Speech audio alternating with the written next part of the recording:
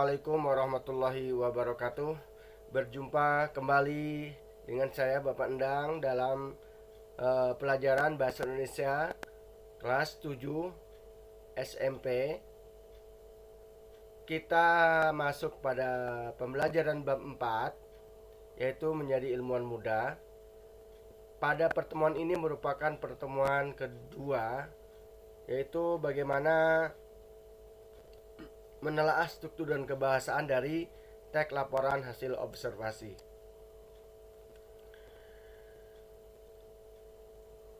Kemarin kita sudah membahas tentang pengertian dan juga apa itu teks observasi. Bapak ingin sedikit meringkas dari yang kemarin, yaitu sifat teks hasil laporan observasi bersifat informatif, dan ada bersifat juga objektif. Informatif berarti memberikan informasi, ya, memberikan informasi berupa hasil observasi. Terus bersifat objektif berarti dia meneliti objek dan sesuai dengan apa yang telah ditelitinya. Kemudian bersifat komunikatif, ya. Jadi poin pentingnya yaitu adalah bersifat informatif, bersifat objektif, bersifat komunikatif, ya, sifat dari teks observasi. Nah, kita lanjut ke judul yang tadi, yaitu struktur teks hasil observasi.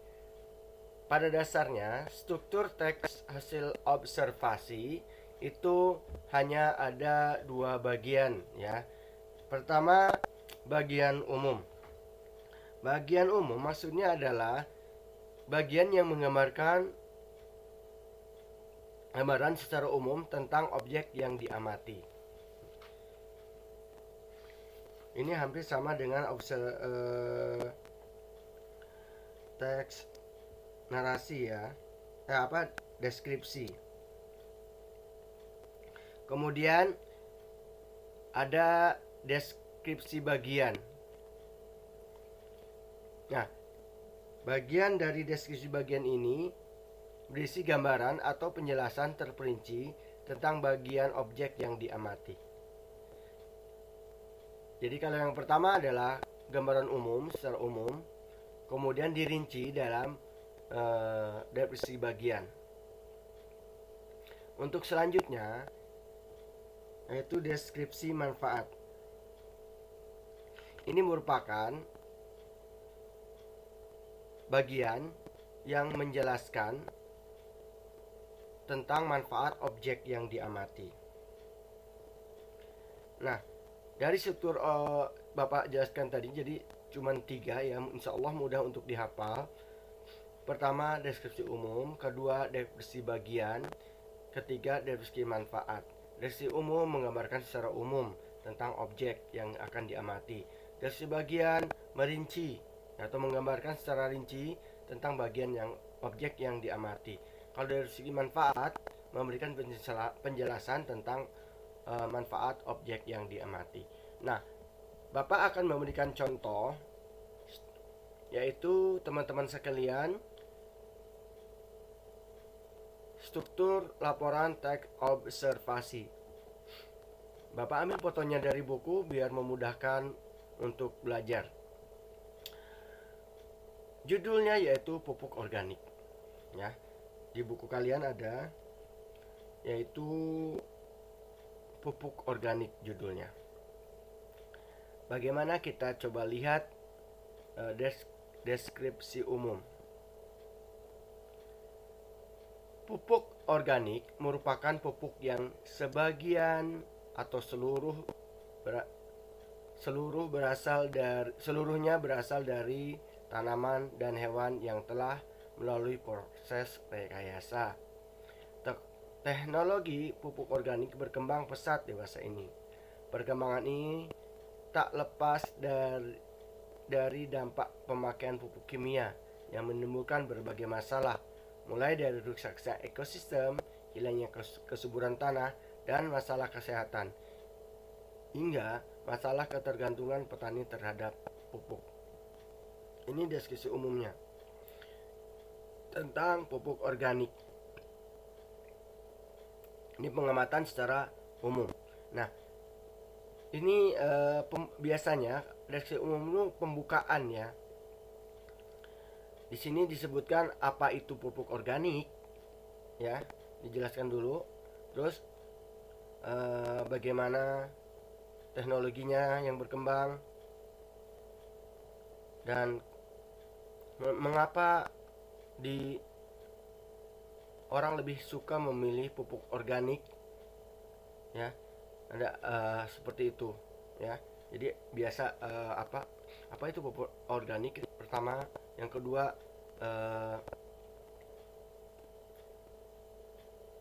terus mengapa di sini ada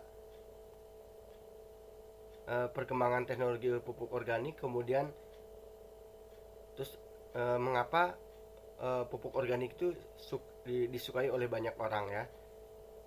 Mengapa pupuk organik ini berkembang ya. Tadi kan ada pengertian perkembangan pupuk organik, terus kemudian mengapa orang pupuk organik ini berkembang ya. Tentunya karena banyak yang masalah tadi disebutkan. Nah, kemudian bagian kedua ya, bagian kedua Bapak ini sengaja bagi menjadi dua. Di sini ada deskripsi bagian. Deskripsi bagian ini terdiri dari dua paragraf. Paragraf pertama, pupuk organik mempunyai beragam jenis dan varian. Jenis-jenis produk dibedakan berdasarkan bahan baku, metode, dan wujudnya. Dari sisi bahan baku ada yang terbuat dari kotoran hewan, hijauan, atau campuran keduanya. Dari metode pembuatan ada banyak ragamnya, seperti kompos, aerob, dan bokashi. Adapun jenis sisi wujud ada yang berwujud serbuk, cair, maupun granul atau tablet. Nah, ini deskripsi bagian. Deskripsi bagian ini menjelaskan secara rinci tentang jenis dan varian pupuk organik berdasarkan bahan baku, metode pembuatan, dan wujud. Jadi bisa ya, bisa dijelaskan ya. Yaitu tadi menggambarkan, kalau kita lebih ini lagi, deskripsi bagian ini menjelaskan yang kan tadi merinci jadi jenis varian pupuk organik berdasarkan bahan baku, metode pembuatan, dan wujudnya.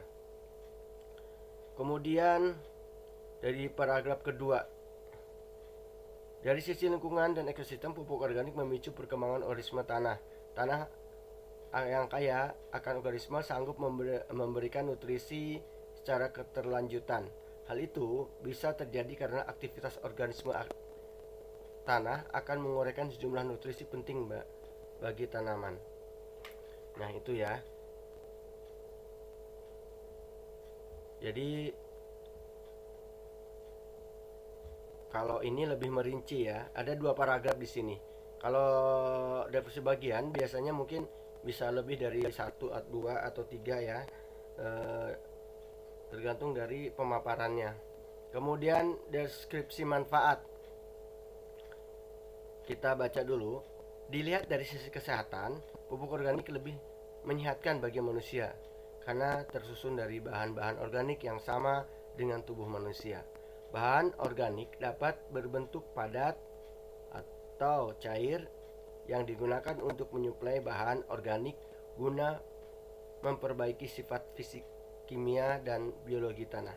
Nah, ini definisi manfaat artinya menjelaskan tentang manfaat dari pupuk organik berdasarkan aspek kesehatan. Jadi di sini tidak ada kesimpulan ya dalam diskusi dalam isi teks laporan observasi. Jadi cuma ada Pertama judul tadi ya sudah Bapak sebutin, terus ada deskripsi umum, deskripsi bagian, dan deskripsi manfaat. Kemudian kita juga akan membahas unsur kebahasan teks laporan hasil observasi. Dalam unsur kebahasaan teks laporan hasil observasi ini, dari segi bahasa, teks observasi itu bisa bermacam-macam ya, bisa bermacam-macam unsur kebahasaannya, tergantung dari teksnya. Dan biasanya secara umum unsur kebahasaan teks laporan hasil observasi ini pertama menggunakan kata benda, penjenis, dan pendeskripsi. Menggunakan kata benda, penjenis, dan pendeskripsi. Nanti kita akan bahas, kita Bapak sebutkan dulu satu persatunya. Terus menggunakan bahasa yang baku. Yang bahasa yang baku berarti bahasa yang dipakai ya dalam bahasa Indonesia sesuai dengan kamus yang terbaru lah ya. Ketiga, menggunakan bahasa yang lugas, tegas ya, tidak ngambang gitu ya, jadi ada ya lugas. Terus menggunakan verba, kata benda atau kata benda yang digunakan untuk menjelaskan ciri objek observasi. Kemudian menggunakan pernyataan berupa fakta, karena hasil observasi mereka ada fakta. Kemudian selanjutnya yang terakhir menggunakan istilah teknis atau ilmiah. Karena ini hasil penelitian maka ada istilah teknis atau istilah-istilah keilmuan lah ya, sesuai dengan yang dibahas ya. Mungkin kalau membahas tentang biologi menyerempet ke ilmu biologi, kimia, nah itulah istilah-istilah yang akan dipakai. Coba kita lihat contohnya unsur kebahasan teks laporan hasil observasi. Tadi yang pertama menggunakan kata benda, penjenis, dan kata benda pendeskripsi. Kata benda penjenis yaitu kata yang menentukan jenis atau klasifikasi benda yang menyertai. Ya, contohnya pupuk organik. Bukti tekstualnya di sini ya, yang kita bahas di dalam buku tadi ya, dalam dalam artikel yang tadi ya. Jenisnya adalah pupuk organik. Ini kata penjenis. Oke. Selanjutnya kata pendeskripsi. Kata yang mendeskripsikan atau menjelaskan kata benda yang dimaksud oleh kata penjenis. Contohnya tadi pupuk organik merupakan pupuk yang sebagian atau seluruhnya berasal dari tanaman dan hewan yang telah melalui proses rekayasa. Ini adalah kata pendeskripsi ya, karena deskripsi sendiri ada menggambarkan, jadi dijelaskan orang lain kebayang ya, dijelaskan orang lain terbayang jelas, jadi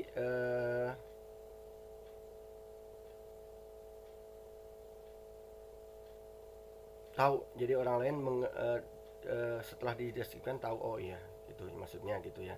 Terus yang kedua menggunakan kata verba, yaitu kata kerja yang digunakan untuk menjelaskan ciri objek observasi. Verba yang digunakan terkait dengan penggolongan, klasifikasi, pemilahan, pembedaan, dan sebaiknya. Jadi terkait dengan pengelompokan atau penggolongan, klasifikasi, pemilahan, pembedaan, dan sebagainya. Contohnya jenis-jenis pupuk organik dibedakan berdasarkan bahan baku. Nah, ini ya, metode pembuatan dan wujudnya. Selanjutnya, unsur kebahasan yang lainnya adalah menggunakan kata pernyataan berupa fakta.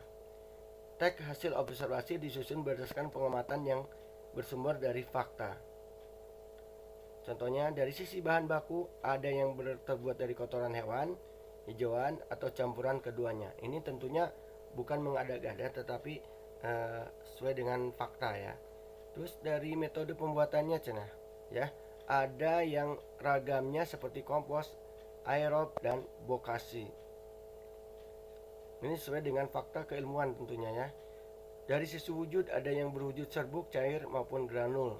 Granul itu kayak ya seperti halnya bubuk gitu ya, atau tablet. Terus menggunakan istilah teknis atau ilmiah. Sebagian teks yang berkaitan dengan dunia keilmuan ya tentunya teks laporan banyak menggunakan istilah teknis atau ilmiah atau kata kajian ya. Jadi ada organik rekayasa, teknologi kimia, ekosistem, varian ya. Pokoknya sesuai dengan keilmuan yang dibahas. Kemudian ada perbaikan dari segi bahasa. Coba kita lihat. Nomor satu, bijinya ini biasanya ini kalau karangan yang sudah jadi, terus kita diteliti dibaca berkali-kali, maka biasanya ada kata yang nggak baku, umpamanya dari segi bacaannya, dari segi titik komanya salah, ataupun kita lihat contohnya aja ya. Biji kacang hijau direbus hingga lunak.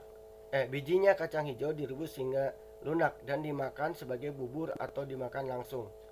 Nah, ini adanya ya. Ada katanya bijinya kacang hijau. Ini nggak perlu ya. Maksudnya agak dibacanya nggak enak gitu ya. Wah, harusnya nggak pakainya gitu kan.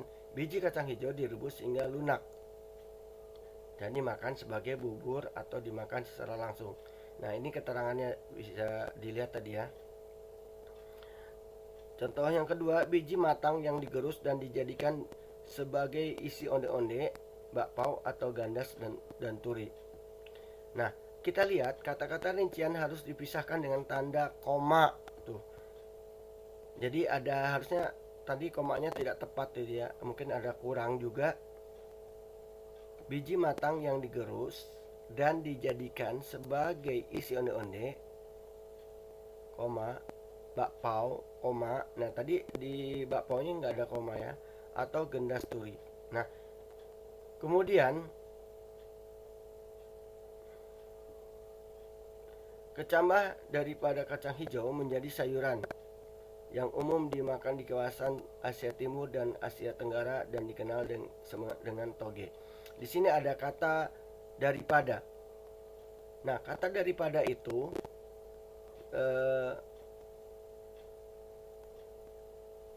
tidak perlu ya, karena hanya digunakan untuk menyatakan perbandingan. Nah, bentuk di sebagai awalan harus ditulis serangkai dengan kata. Ya, jadi dilihat dimakan.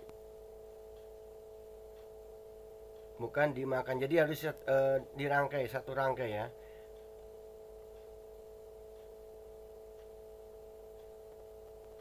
Terus ada kesalahan juga di